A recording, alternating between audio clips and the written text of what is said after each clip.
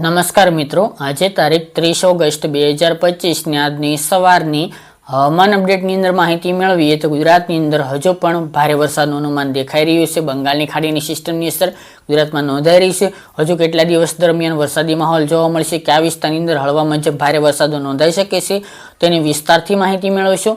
ચેનલમાં નવા હોય તો આપણી યુટ્યુબ ચેનલને જલ્દીથી સબસ્ક્રાઇબ કરી નાખજો અને વિડીયોને લાઇક આપીને તમામ ખેડૂત ભાઈને શેર કરી દેજો. સૌથી પહેલા મિત્રો વાત કરીએ તો અત્યારે મિત્રો વરસાદી વાતાવરણ હોવાને કારણે કપાસ અને મગફળીમાં ઈયળનું પ્રમાણ ખૂબ વધતું જોવા મળી રહ્યું છે, તેમજ ચૂસિયા જીવાત પણ જોવા મળી રહી છે. તો એનો એકમાત્ર ઉપાય એટલે યુનાઇટેડ ઇન્સેક્ટિસાઇડ કંપનીનું પ્રસ્થાન આવે છે, જેનો છંટકાવ કરીને તમે ઈયળ અને ચૂસિયા જીવાતથી રક્ષણ મેળવી શકો છો. જે તમને નજીકના કોઈપણ એગ્રો સેન્ટરની મુલાકાત લેશો એટલે આ પ્રોડક્ટ્સ મળી રહેશે. તેમજ આનું રિઝલ્ટ પણ સારું છે અને વધુ માહિતી માટે સ્ક્રીન ઉપર નંબર આપેલા છે. હવે મિત્રો વાત કરીએ તો ગુજરાતમાં વરસાદી રાઉન્ડની. તો મિત્રો છેલ્લા 3-4 દિવસથી ગુજરાતમાં વરસાદની ગતિવિધિ વધતી જોવા મળી રહી છે, તેમજ આગામી દિવસની અંદર હજુ પણ વરસાદની ગતિવિધિ વધે તેવી સંભાવના હાલ નોંધાઈ રહી છે. આ રાઉન્ડ મિત્રો હવામાન વિભાગની અપડેટ પ્રમાણે 10 સપ્ટેમ્બર સુધી ચાલે તેવી શક્યતા નોંધાઈ રહી છે. આજે 30 તારીખ છે. આગામી દિવસની અંદર હજુ પણ વરસાદની ગતિવિધિ વધુ જોવા મળી શકે છે, કારણ કે જે બંગાળની ખાડીમાં લો પ્રેશર બન્યું હતું તે વેલમાર્ક લો પ્રેશરમાં ફેરવાઈને આગળ વધી ચૂક્યું છે, તેમજ અત્યારે ખાસ કરીને મધ્યપ્રદેશ, મહારાષ્ટ્ર સુધી પહોંચી ગયું છે. અને મિત્રો આ સિસ્ટમ ગુજરાતમાંથી પસાર થાય તેવા હાલ અપડેટ જોવા મળી રહ્યા છે, જેના કારણે આગામી બીજો રાઉન્ડ પણ 4-5 તારીખથી સારો એવો જોવા મળે તેવી સંભાવના રહેલી છે. ફક્ત આજના 4-5 દિવસની વાત કરીએ તો આજે 30 તારીખ દરમિયાન વરસાદની સંભાવના છે, જેમાં સુરત, વલસાડ, નવસારી, તાપી, ડાંગ, ભરૂચ, અંકલેશ્વર, નર્મદા, ડેડિયાપાડા, ઉમરપાડા, છોટાઉદેપુર સહિતના ભાગોની અંદર હળવા મધ્યમ ભારે વરસાદો છૂટાછવાયા વિસ્તારની અંદર જોવા મળશે.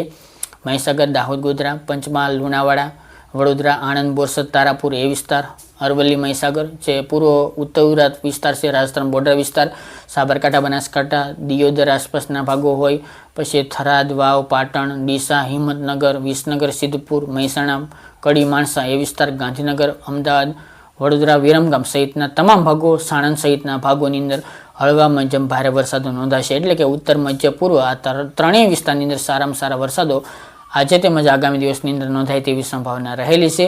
સૌરાષ્ટ્રની મિત્રો વાત કરીએ તો પૂર્વ સૌરાષ્ટ્ર અને દક્ષિણ સૌરાષ્ટ્ર, જેમાં ગીર સોમનાથ, જૂનાગઢ, અમરેલી, બોટાદ અને ભાવનગર આ વિસ્તારની અંદર વધુ સંભાવના છે. ખાસ કરીને જે ઉનાથી લઈને ભાવનગર સુધીની દરિયાઈ પટ્ટી છે તેમાં ભારે વરસાદની સંભાવના હાલ નોંધાઈ શકે છે. બાકી સૌરાષ્ટ્રના વિસ્તારની અંદર વરાપ જોવા મળશે એકંદરે, તેમજ હવામાન પલટાયેલું જોવા મળી શકે છે. કચ્છમાં પણ હમણાં 4-5 દિવસ દરમિયાન વરસાદની કોઈ સંભાવના નથી. લોકલ વિસ્તારની અંદર ગરમીનું પ્રમાણ હશે, ત્યાં લોકલ સિસ્ટમના કારણે વરસાદી ઝાપટા પડી શકે છે. બાકી કચ્છ અને પશ્ચિમ સૌરાષ્ટ્રની અંદર સંભાવના ઓછી છે.